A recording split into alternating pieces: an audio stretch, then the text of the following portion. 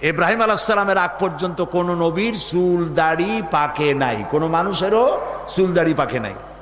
ইব্রাহিম আলাইহিস সালামের সর্বপ্রথম তার দাড়ি আয়নায় ধরা পড়লো, দাড়ি সাদা হয়ে গেছে। তিনি প্রশ্ন করলেন, এটা কি, এটা কি হচ্ছে আমার আল্লাহ? জবাব এলো, এটি তোমার মর্যাদা বৃদ্ধি কর, এটা তোমার সম্মান।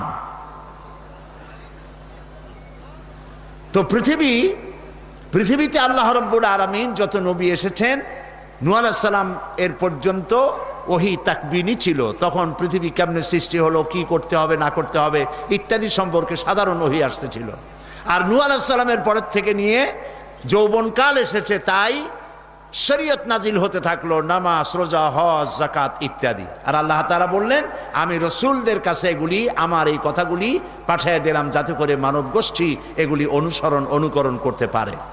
সূরা হাদীদ